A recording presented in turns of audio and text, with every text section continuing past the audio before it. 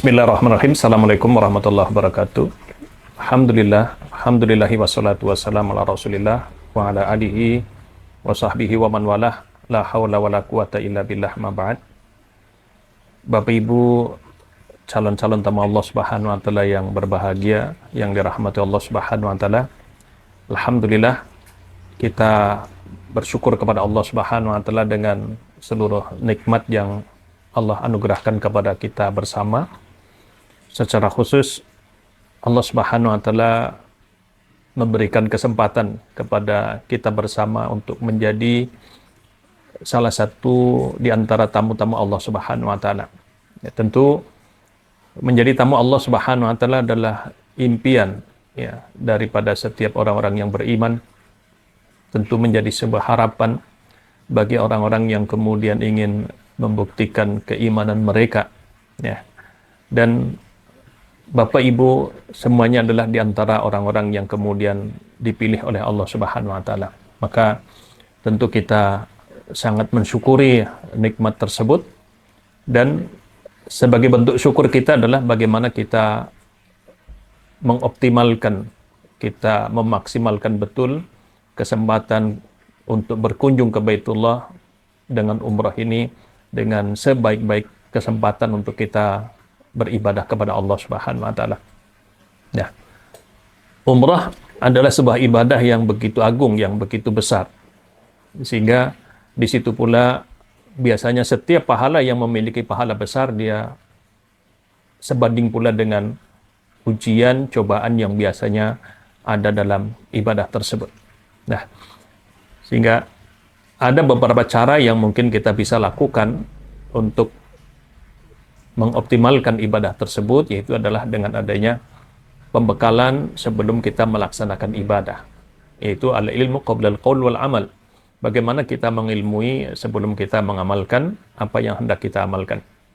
Nah, terlebih secara khusus umrah ini Nabi sendiri beliau bersabda, khudhu anni manasikakum, ambillah dariku cara-cara manasiknya itu.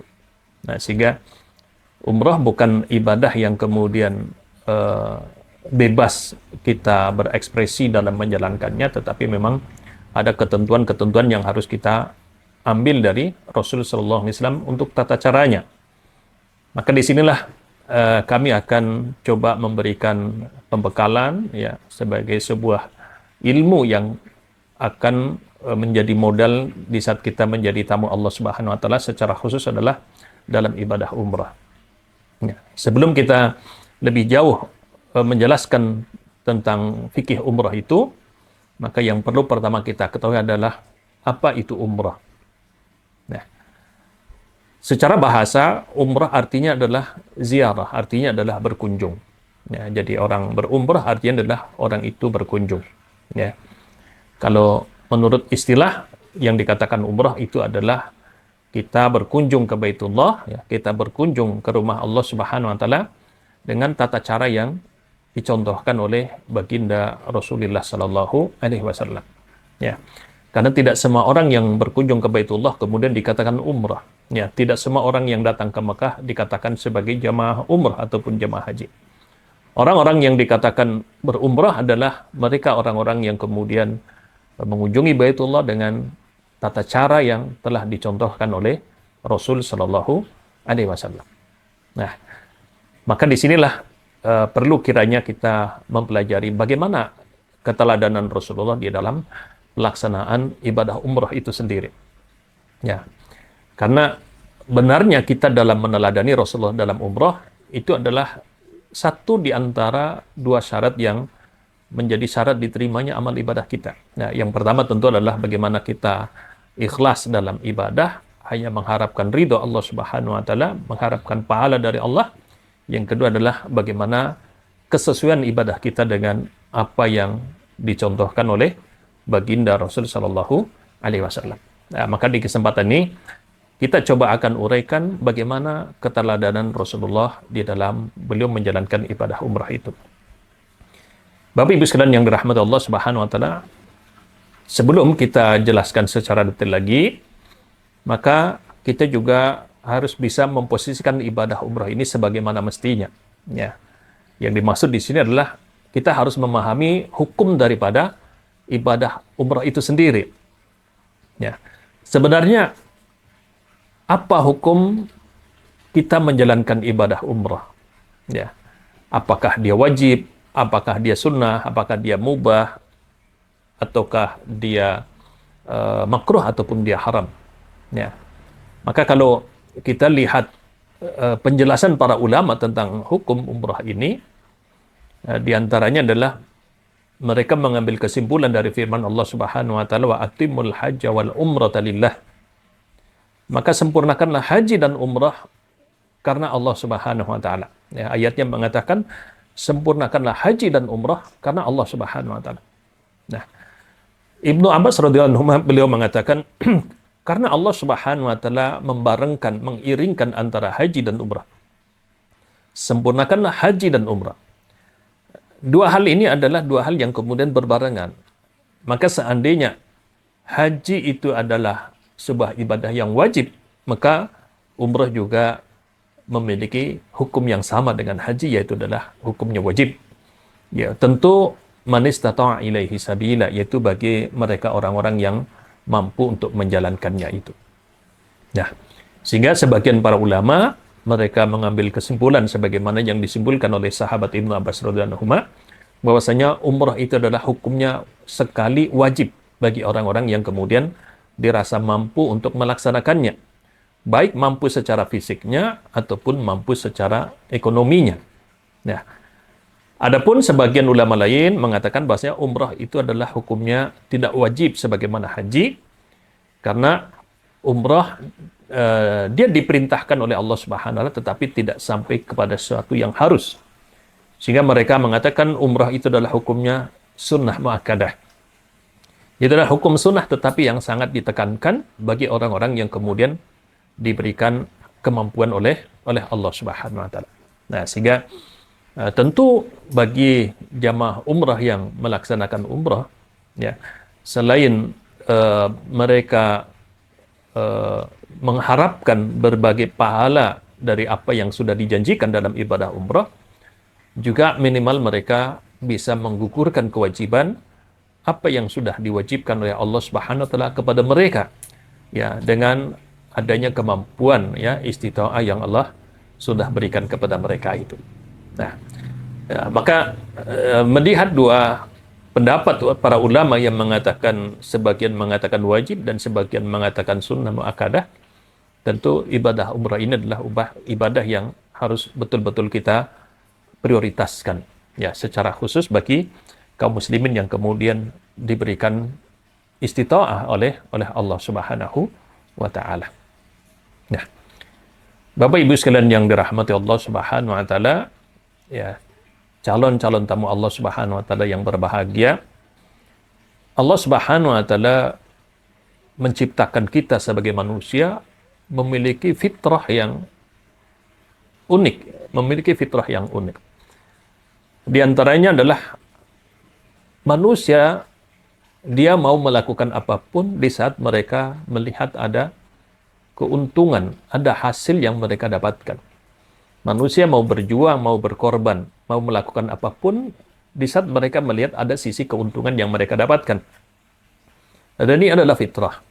Nah, dan ini tidak berdosa.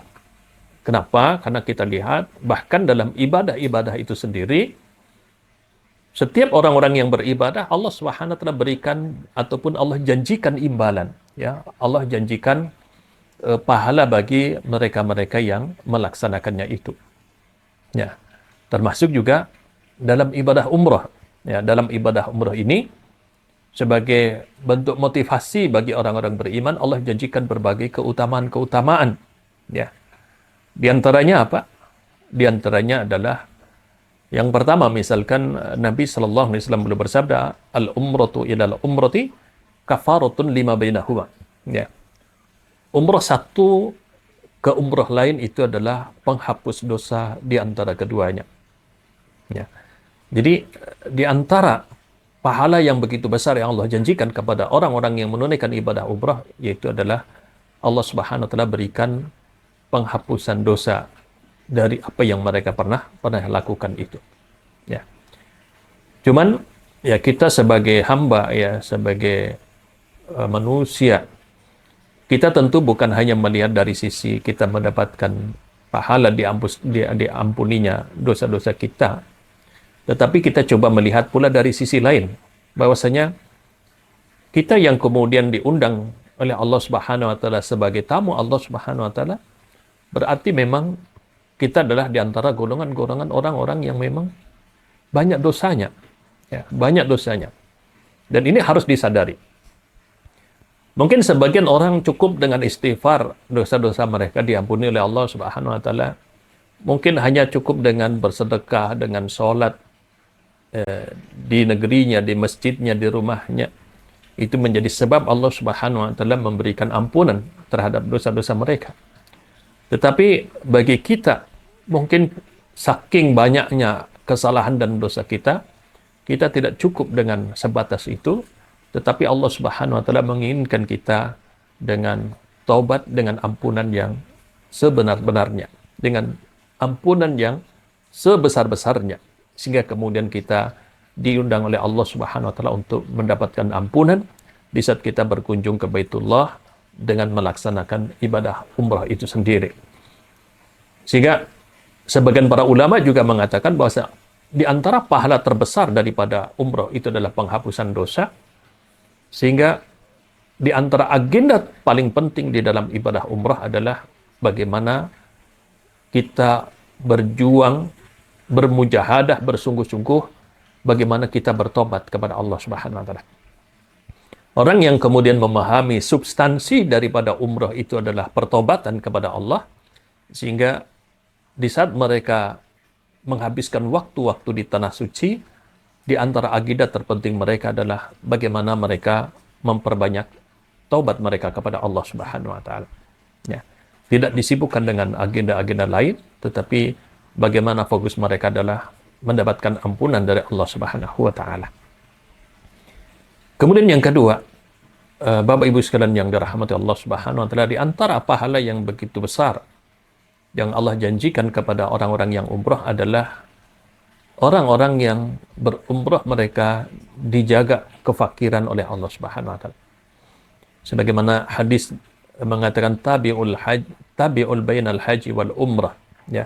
Iringilah ibadah haji dan umrah, fa innahuma yanfiyani al-faqr wa dzunub, ya. Karena ibadah haji dan umrah itu akan menghilangkan kefakiran dan juga menghilangkan dosa, ya. Jadi di antara ibadah yang kemudian Allah janjikan seseorang itu dijaga dari kefakiran, dari kemiskinan adalah ibadah haji dan umrah. Sehingga orang-orang yang kemudian senantiasa mereka melaksanakan haji dan melaksanakan umrah, mereka senantiasa dijaga oleh Allah Subhanahu wa taala dari kefakiran. Tidak mungkin akan mengalami kemiskinan dalam kehidupannya itu. Dengan catatan mereka orang-orang yang menunaikan ibadah umrah ataupun menunaikan ibadah haji dengan sebenar-benarnya sesuai dengan yang dikehendaki oleh Allah Subhanahu wa taala. Ya. Tentu ini menjadi sebuah hal yang patut kita syukuri sekali, ya.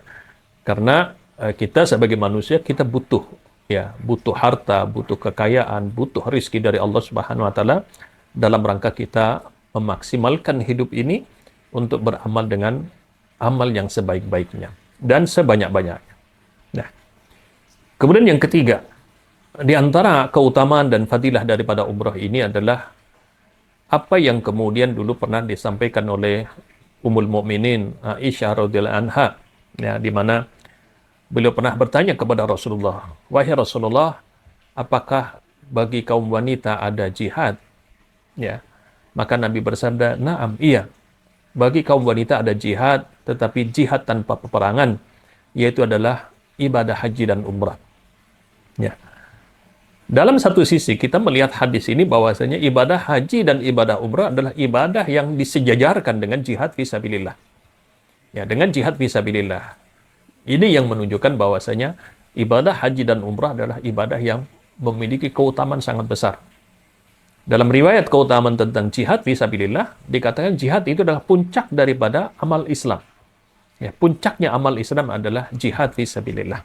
Nah, Maka di saat haji dan umrah disejajarkan dengan jihad fisabilillah, itu menunjukkan ibadah ini memiliki pahala yang sangat besar. Ya, memiliki pahala yang sangat besar. Ya. Tapi sekali lagi, Bapak Ibu sekalian, kita harus sadar, setiap ibadah yang besar itu pasti memiliki ujian dan cobaan yang besar. Ya. Maka dalam ibadah haji dan umrah, di antara cobaan yang betul-betul harus disadari, kemudian dijaga adalah lisan kita. Ya, lisan kita. Maka dalam ayat tentang haji, ya selalu diingatkan adalah barang siapa yang kemudian menunaikan haji, hendaklah dia tidak mengucapkan kata-kata yang kotor, ya kata-kata yang kasar, ya perdebatan dan seterusnya itu. Dan ujian lisan ini adalah termasuk ujian yang berat. Ujian yang kemudian perlu betul-betul kesungguhan untuk menjaganya. Ya, sebagaimana pepatah mengatakan bahwasanya lisan itu tidak bertulang. Ya, lisan itu tidak bertulang, artinya begitu mudahnya seseorang itu berucap. Ya, begitu mudahnya orang itu berucap. Kemudian juga kalau di dalam hadis-hadis, ya sampai diingatkan betul oleh Rasulullah bahwasanya barang siapa orang-orang yang beriman kepada Allah dan hari akhir, maka hendaknya dia berkata yang baik atau cukup baginya diam saja. Ya, cukup baginya adalah diam. Seandainya dia tidak bisa berkata yang baik. Nah, begitu juga di dalam misalkan di dalam ibadah puasa, ya. Barang siapa yang kemudian dia berpuasa tetapi kemudian dia tidak bisa menjaga lisannya, ya. Dia berkata fujur, ya, dia berbuat fujur, maka Allah Subhanahu wa taala tidak butuh puasanya itu. Nah, jadi menjaga lisan, menjaga ucapan itu di antara ujian yang cukup perlu diingat, ya, cukup harus diperhatikan. Jangan sampai kemudian kita menunaikan ibadah haji, menunaikan ibadah umrah, tetapi kemudian kita tidak bisa menjaga lisan dan ucapan kita itu. Nah, sehingga sekali lagi perlu disadari betul bahwasanya ibadah besar dia memiliki ujian cobaan yang cukup besar pula. Ya, dalam ibadah umrah diantaranya adalah bagaimana kita dianjurkan untuk senantiasa menjaga lisan, menjaga ucapan. Jangan sampai kemudian ucapan-ucapan kita itu merusak ibadah umrah kita. Kemudian di antara keutamaan lain daripada ibadah umrah, ya, sebagaimana disebutkan di dalam hadis yang sahih bahwasanya duta-duta Allah Subhanahu wa taala itu ada 3. Ya, duta-duta Allah Subhanahu wa taala itu ada 3. Pertama adalah orang yang berjihad fisabilillah. Yang kedua adalah orang-orang yang berhaji, dan yang ketiga adalah orang-orang yang berumrah. Ya. Sehingga Bapak Ibu yang kemudian mendapatkan kesempatan untuk berkunjung ke Baitullah dalam rangka menunaikan ibadah umrah, maka masuk dalam kategori tamu-tamu Allah Subhanahu wa taala. Masuk dalam kategori duta-duta Allah Subhanahu wa taala. Orang-orang yang dipilih oleh Allah Subhanahu wa taala. Ya, sebagaimana kita ketahui di lingkungan kita, ya, di kampung kita, ya, mungkin banyak orang yang jauh lebih sehat dari kita. Mungkin lebih berharta daripada kita. Mungkin selama ini lebih banyak dalam ibadahnya. Tetapi kenapa kemudian kita yang diundang oleh Allah Subhanahu wa taala? Itulah yang dimaksud dengan duta-duta Allah Subhanahu wa taala. Allah memilih siapapun yang Allah kehendaki untuk menjadi tamu-tamu Allah Subhanahu wa taala. Nah, sehingga dalam satu sisi kita harus melihat kita adalah termasuk orang-orang yang dipilih oleh Allah Subhanahu wa taala, merasa terpilih menjadi tamu Allah Subhanahu wa taala.